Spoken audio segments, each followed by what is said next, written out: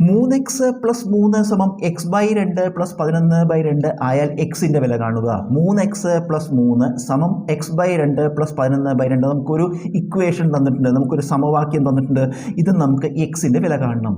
ഒരു സമവാക്യത്തിൽ എക്സിൻ്റെ വില കാണുമ്പോൾ എക്സ് ഒരു ഭാഗത്തായിരിക്കണം, എല്ലാ എക്സുകളും ഒരു ഭാഗത്ത്. ഒരു സമവാക്യത്തിൽ നമുക്ക് എക്സിൻ്റെ വില കാണുമ്പോൾ ഇപ്പോൾ ഈ സംഭവത്തിൻ്റെ ഇടതുവശത്ത് ഒരു എക്സ് ഉണ്ട്, വലതുവശത്ത് ഒരു എക്സ് ഉണ്ട്, ഇതെല്ലാം ഒരു ഭാഗത്തായിരിക്കണം. അപ്പോൾ ഇവിടെ എന്തുണ്ട്?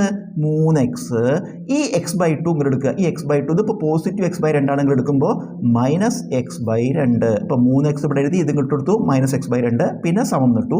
അപ്പുറത്ത് ഇനി എന്താ ഉള്ളത്? ഇത് ഇങ്ങോട്ട് വന്നല്ലോ, ഇത് ഇങ്ങോട്ട് വന്നു. പിന്നെ ഇവിടെ എന്താ ഉള്ളത്? 11/2. ഈ +3 ഇടതുവശത്തിൻ്റെ +3 ഉണ്ട്, അത് അങ്ങോട്ട് എടുക്കുക.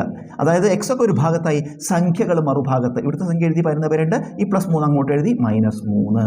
ഇതെങ്ങനെ കുറയ്ക്കുക? 3x -x/2, 3x കൊണ്ട് 2നെ ഗുണിക്കുക, 3x കൊണ്ട് 2നെ ഗുണിക്കുക, 6x. ചിഹ്നം അതുപോലെ ഇടുക, ഈ എക്സ് അതുപോലെ ഇടുക.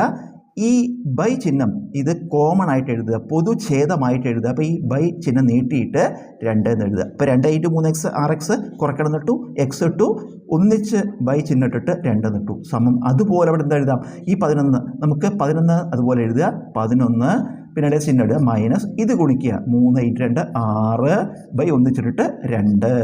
6x എന്ന് എക്സ് കുറച്ചാൽ 5x, ഇനി ബൈ 2 ഉണ്ട്, സമം 16 കുറച്ചാൽ 5/2.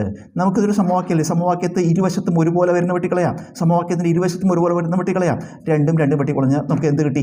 5x = 5. 5x = 5 ആണെങ്കിൽ x = 5/5, x = 5/5. ഉത്തരം 1.